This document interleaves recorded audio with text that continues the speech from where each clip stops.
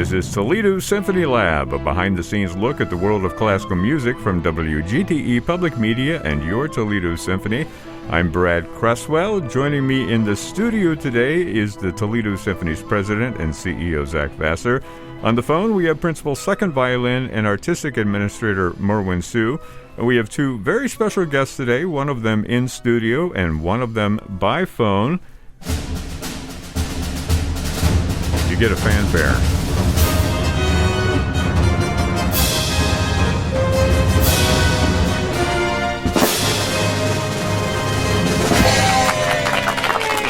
That is percussionist Keith McWatters and also our guest conductor Enrico Lopez-Yañez. Welcome to both of you gentlemen.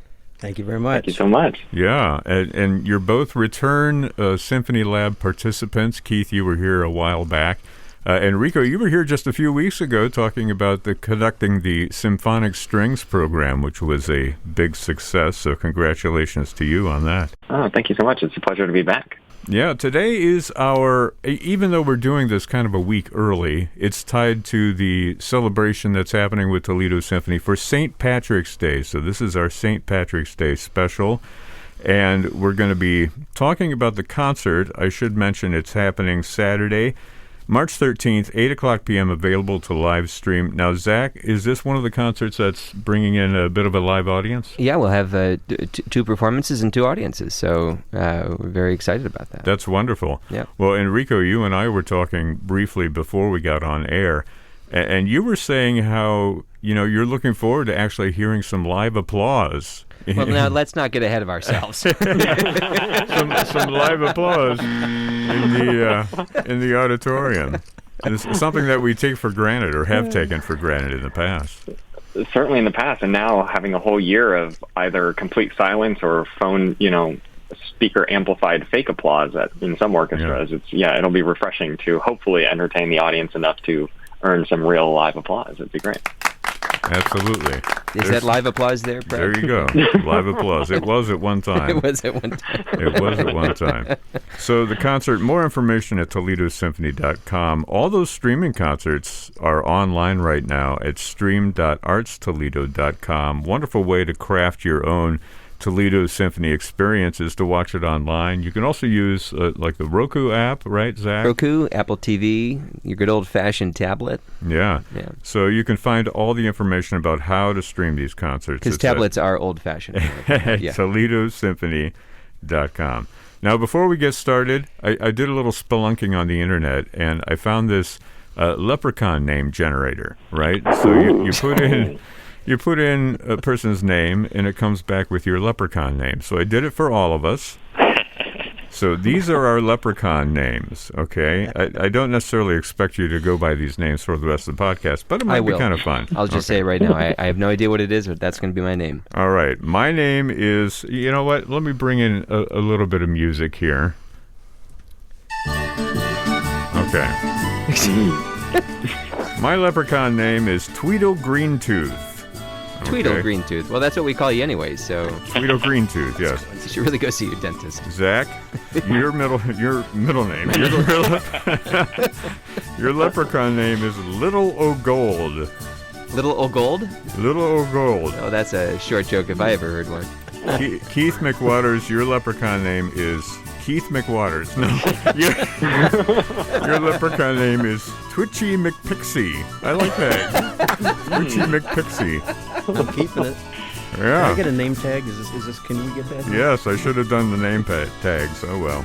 Merwin, you shall henceforth be known as Minnie Twinkletoes. I like that.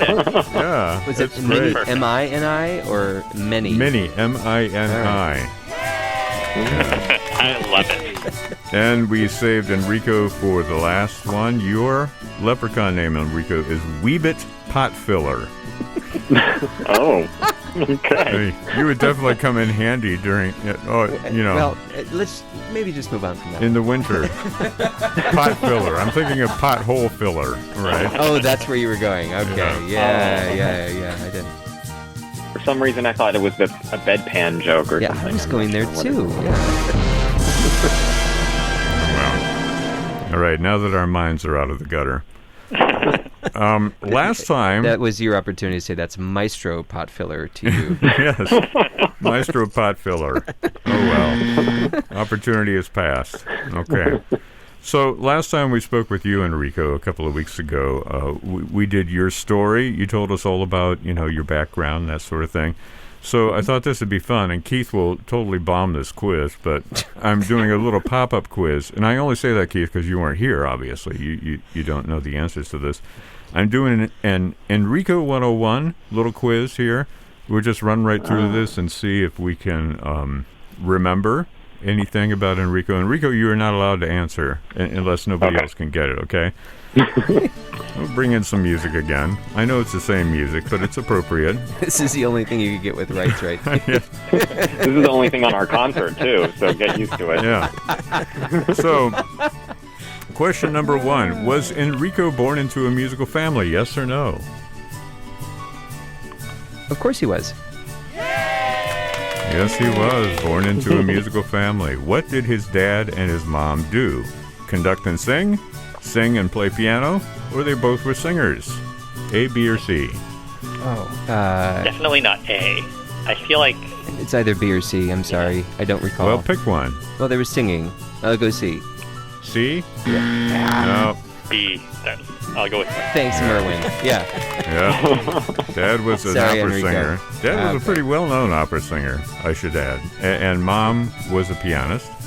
How am I doing, Enrico? Am I getting it right so far? You're doing well, yeah. If there's ever a point that I actually got it right and Merwin got it wrong, feel free to speak up. Okay, next question. How did Enrico's parents meet? They shared a class in college, Mom was playing at a bar, or Dad was looking for an accompanist? A, B, or C? C. Yeah. Easy to remember. So the bar story would have been really fun. Brad, you didn't clarify where the accompanying was needed. It could have been at a bar. Could have been at a bar, Yeah, indeed. St. Patrick's Day celebrations. Yeah, I'm sure that happened. Okay. So even though Dad traveled a lot for his career, where was the family based during Enrico's early years? Was it in California? Was it New York or Florida? A, B, or C? Just take a guess, Keith. I'm going to go with C. I want to say California. Yeah, it was California. California starts with C. We went from C to shiny C. I think that's kind of... What was Enrico's first instrument when he was around age 8? Kazoo. I actually don't have options for this, so you have to just guess. Oh. What was his first instrument? Little Enrico's first instrument. Oh, I read that children's book. I'll give you a hint. It's the piano. Okay. So you all missed that. I got it right. Quite a hint there, Cresswell. Yeah. Yeah. Did Enrico enjoy taking piano lessons from his mom? Was that... Of course. You always get to say that. Well, I mean, the way I'm I totally phrased the going question. the opposite direction. Kai does not like taking violin lessons. Yeah. Yeah. Why did Enrico say that it could be difficult sometimes? Do you remember? Because there was no such thing as private practicing in his house. Yeah. Yeah. In 5th grade, little Enrico switched to what instrument? Kazoo. Trumpet. Merwin got it right. The trumpet. Very good. I actually only remembered the trumpet part of it, and I was like, he started the trumpet at 8? That doesn't make That sense. doesn't work. Because he was playing the kazoo so much. Good point. Enrico, you don't know about the history of the kazoo in this program. For some reason, the kazoo keeps popping up. It is the most occasionally. dignified of instruments. Well, it's the instrument that pretty much anybody can play. I mean, that and drums, Well, right? I mean, don't go that far. Okay, a year later, after Enrico started the trumpet, his dad bought him what? Earplugs. Oh, no, wait. That would have been for my mom, but yeah. Yeah. A baton. No, A pot to fill. Yeah. a pot to fill. I like that. No, it was a drum set. A drum set. Okay. Besides playing in school, Enrico played drums for what? Was it a rock band, a mariachi band, or a klezmer band? Or a leprechaun band? No. One of those three, none of the above, all of the above. What do you think? Oh.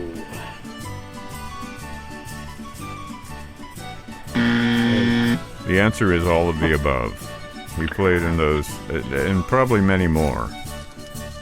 Well, I do have to clarify. Actually, I did not play drums in the mariachi band. I played trumpet in the mariachi band, but did participate in all three. Wow. Okay, all What do right. you do now? Scrap the quiz. Oh well, that's great. Well, did we have a winner with that? I didn't keep score. I think Keith won. Pretty sure Enrico won. Yeah, I think Enrico's the winner. Excellent. Let's talk a little bit about what's actually on the concert. Enrico, you want to give us a little bit of a preview as to, I mean, obviously it's music associated with St. Patrick's Day, yeah? Absolutely. Well, it's really a nice combination of both some Irish composers' music, some composers who you may or may not have heard of, some sort of foreign composers who have fallen in love with the music of Ireland, and that mix includes some classical composers like Hamilton Hardy and John Larquette, who were both composing pieces sort of at the early part of the 20th century, late part of the 19th century. We also have some American composers and interpreters of this music, some people we know like John Williams and James Horner, and some of their movie music from Titanic and Angela's Ashes, as well as some up-and-coming composers. One that I'm very excited about is Quinn Mason, who's a young black composer based in Dallas.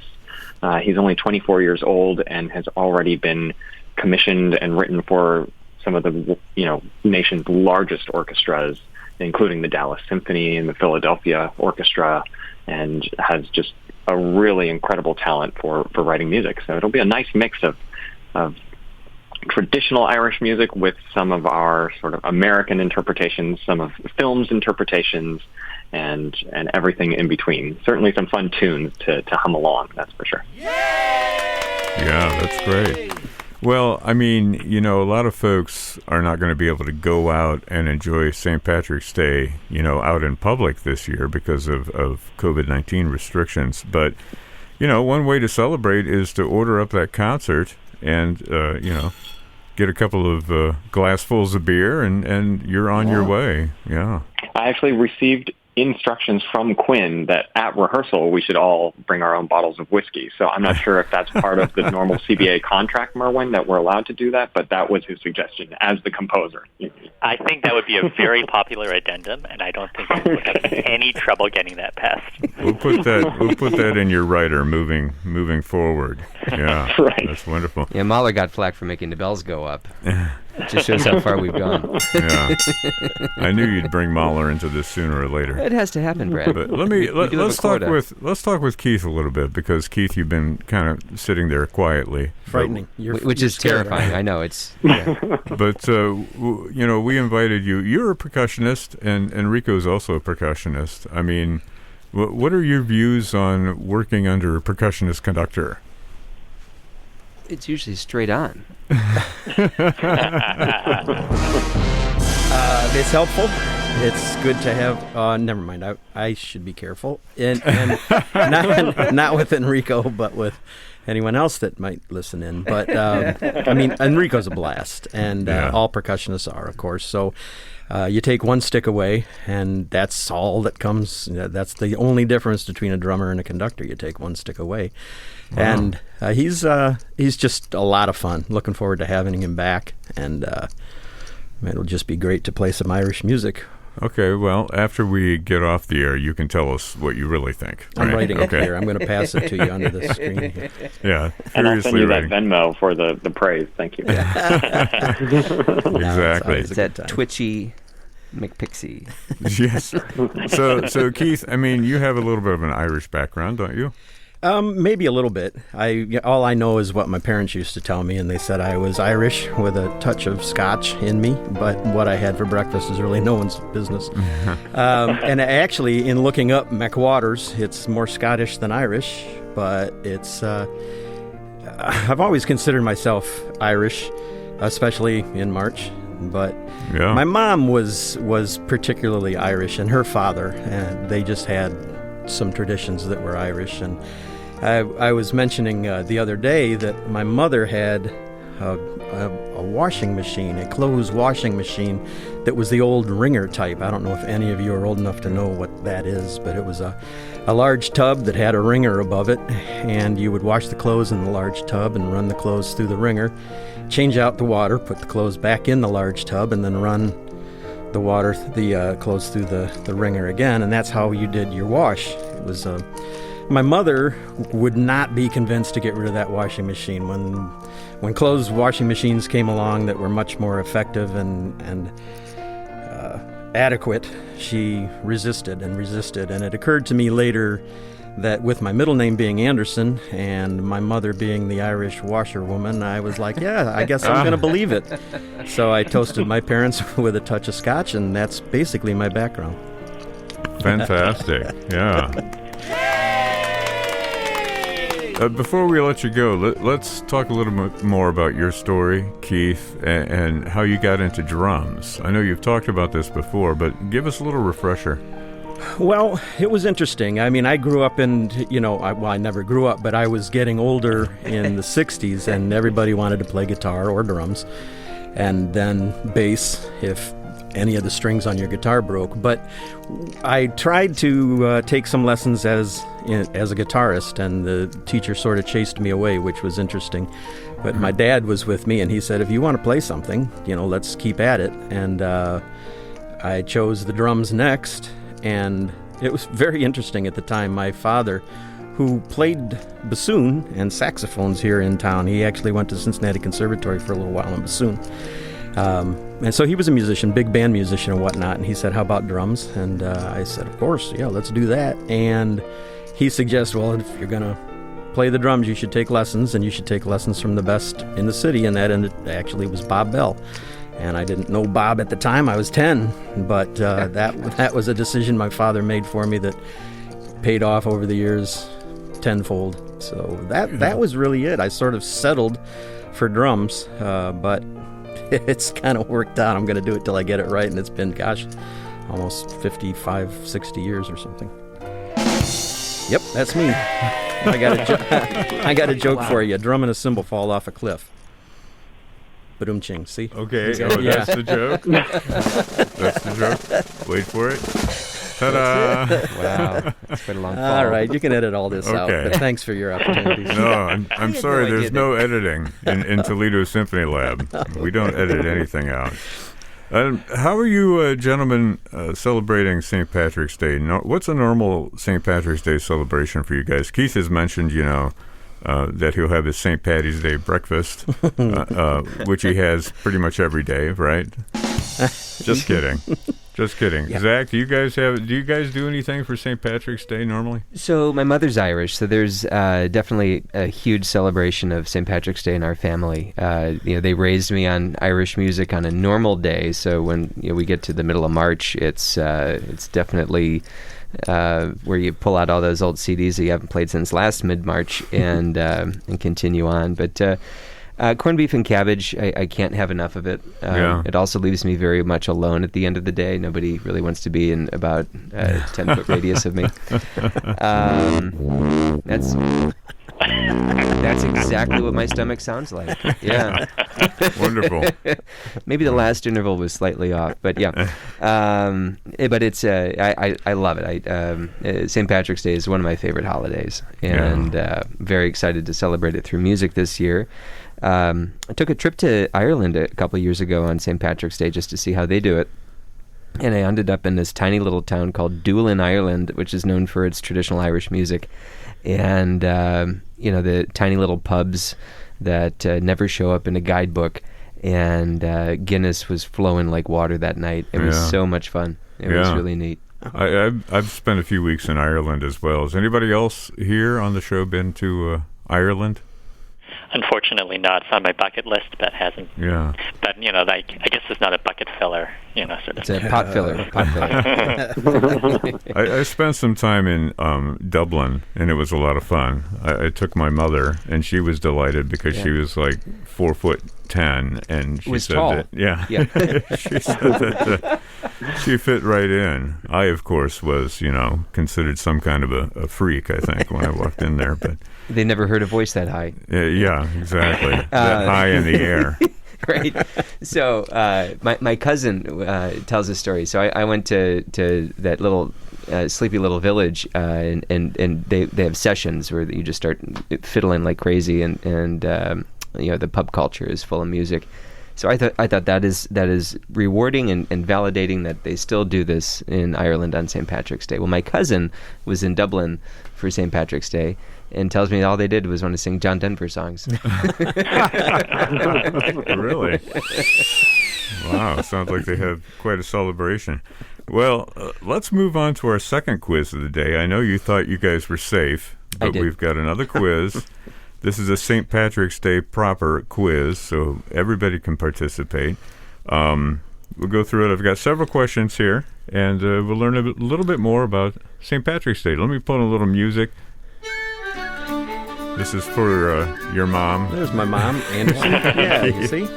The Irish washerwoman. Get the laundry done, Ma. Yeah.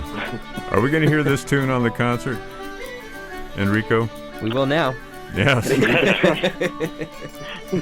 Okay. Now, as we all know, St. Patrick was a 5th century missionary and a bishop in Ireland. He's the patron saint of Ireland, also known as the Apostle of Ireland. What was his official color? Was it green, blue, or gold? It's gold. I'm going to say gold. Cool. Yeah. Told you. Not gold. I'm going to say gold. Not gold. Any other guesses? Gold? No, it was blue. Well, that was St. Patrick's blue. St. Patrick's blue is like a sky blue color. So It's a great jazz tune. how did it come to be that green was the color of St. Patrick's Day? Was it because Henry VIII declared himself King of Ireland and changed the color to green? Was it George III's creation of the Order of St. Patrick, which also declared green to be the color? Or was it in the late 18th century green became associated with Irish independence? A, B, or C? I'm going to go for C. Yeah, that gets that one. Irish independence. Who coined the phrase Emerald Isle to describe Ireland? Was it poet William Shakespeare? Was it activist and writer William Drennan? Or was it the singer Turl O'Carolan? A, B, or C? Nope. That would be William Drennan, who wrote a poem called When Erin First Rose. And he talked about the Emerald Isle, and I guess that nickname stuck, obviously. Okay, the first St. Patrick's Day parade was held in 1737. Was it in New York, was it in Boston, or was it in Dublin? Boston. Boston sounds right. Yeah, it was actually in Boston. Although evidently there's recent evidence suggesting that there was a St. Patrick's parade held in Florida in the year 1600. Yeah. Okay. Yeah. So, I mean, it wasn't like... It's all those Boston retirees. They all went to Florida and had a parade. They also traveled back in time 150 years, but it's Details. okay. Okay, what symbolic device did St. Patrick use in his preaching? Was it the shamrock? Was it the St. Bridget cross? Or was it the Celtic knot? A, B, or C? A. Yeah. He used the shamrock because the 3 leaves of the clover represented the Holy Trinity. So that was part of his sermonizing. Okay, what do leprechauns traditionally make? Gold, pipes, or shoes? Lucky Charms. Yeah, I wasn't sure with cookies. Shoes. I'm sorry. Yeah. In case there's any copyright infringement there, I, of course, meant to say fortuitous trinkets. Yes, something like that. Fortuitous trinkets. Yes, we'll give you a one for that. Okay. Half a point. Half a point. Okay. Until the 1970s, Ireland and Northern Ireland banned what on St. Patrick's Day? Did they ban drinking at pubs? Did they ban dog shows? Or did they ban going to work? A, B, or C? Ireland and Northern Ireland? Yeah. I'd say C. C. No. Can we? Was it A? Yeah. Oh my goodness. Drinking They in actually, pubs? the pubs were all closed until the 1970s because it was considered to be Lent, and they didn't want to have a run on the pubs when people were looking for a cheat day during Lent. So it was considered to be a much more religious holiday. Of course, I remember when I was living in Boston, they gave a special exemption during Lent so that you could have corned beef and cabbage on St. Patrick's Day. It was on a Friday. Yeah, that's right. And dog shows, which I mentioned here, Yeah, was tell me actually the only place that you could drink in public on that a St. dog Patrick's Day. There was a famous dog show in Dublin, Jeez. and that's the only place you could get a drink from a public establishment in the entire country, right, on St. Patrick's Day. Speaking of corned beef and cabbage, who invented the traditional meal of corned beef and cabbage? Did it come from St. Patrick? Did it come from Irish immigrants in New York, or did it come from Julia Child? Oh, jeez. Well, I would normally say B, but now you have me stuck on C. I'll say B. Yeah. The Irish immigrants when they came to New York. Corned beef and cabbage. Which president featured corned beef and cabbage on his inaugural luncheon menu? Was it Teddy Roosevelt? Was it Franklin Roosevelt? Or was it Abraham Lincoln? Teddy Roosevelt. Now we got a 50-50 chance. FDR? I'll Now go you with have a 100% chance. Yes. We'll give that to Keith. Abraham Lincoln, his first inaugural luncheon menu, March 4th, 1861. All right, last question. What city is currently home to the world's shortest St. Patrick's Day parade? Is it Dripsey, Ireland? Is it Hot Springs, Arkansas? Or is it Avon, Ohio? Shortest in duration or Length. All right. I'll go with Avon, I Ohio. would too. No, Avon, Ohio is home to the annual Duct Tape Festival, just so you know. No, not duck. You can see duck. how he got confused. Yes. Where they make all the floats out of duct tape. Okay. So that leaves Hot Springs, Arkansas, or Dripsey, Ireland. I'm going to go for Arkansas. Yeah. Hot Springs, Arkansas. It's 98 feet. 98 feet is how long it is. Wouldn't it be easier to then just say, I'm going to get the Guinness Book World Record shortest and make it 96? I mean, you could just, or have it be 1 foot. We could do it right now between you and I. We have to build a float though. But they go all out for this thing. It lasts for like an hour. So it's not perpetual motion. How slow are these things moving? It's 98 They're duct feet. taped to the floor. Yeah, right. They have floats that go through the route. They have entertainers. They have all kinds of acts that go on. Interestingly enough, besides the Grand Leprechaun and his minions and St. Patrick, the only other celebrity involved in the parade is Miss Arkansas is allowed to march in the parade as well. Dripsey, Ireland used to hold the record until 2007 of being the world's shortest St. Patrick's Day parade, but they had 26 yards as measured between two pubs. It began at a pub and ended at a pub. So that seems like the perfect... They also have the world's longest St. Patrick's Day parade. That's right. Yeah, that's it. Worth at least half a point there. I didn't see how long it takes for them to actually get through that.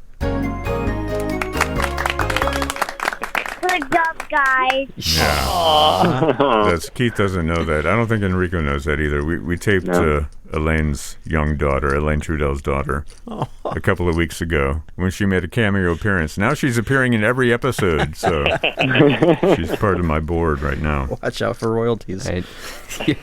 Yeah. Again, the concert is, we should mention the title of it is Slàinte, which, am I pronouncing that right? No. Slàinte? You're getting there. Sean. Okay, how do you say it?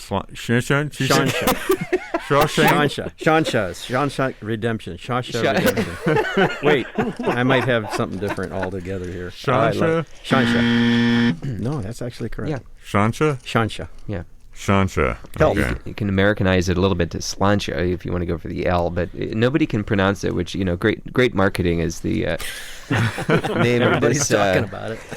You're all talking about it. No, Isn't that one of the Nielsen symphonies, The Unpronounceable? Unplayable. That doesn't even deserve a bad buzzer, Merwin. They're all indistinguishable to me. Yeah. So, so it's the Slàinte. It's to health. It's the cheers. Wait, is it Slàinte or Shansha? Shansha is the real way, so Keith is showing his... Shansha. Yeah. Okay, well, how are you pronouncing it? With an L. Slàinte. Yeah, it's Slainte with a couple accents. Can we just get to the drink? Do we have to toast? Can we just... Exactly. Slàinte, which it means, like, cheers, right? Good health. To health, yep. To health. To health, okay. Which, in a pandemic society, we should be doing this every day. Yeah. Yeah. Okay. Let me pick that up from somewhere. You mean the good habit, or pick it up off the floor. So while you're looking for that, I'm going to tell a real story. So when I was in Ireland, we were in Tralee, and not Trolley, like the Rose of Tralee, Ireland, and it was a very stormy night, and we. Hang on a second. Let me get you a little music. So it was a dark and stormy night, and it was a Sunday, and the rain was blowing sideways, and we ran from the little hotel inn that we were staying in to the tavern down the street. And you walk in, and there's one couple over next to the fireplace, and you go over by the peat moss, and that's what everybody was burning.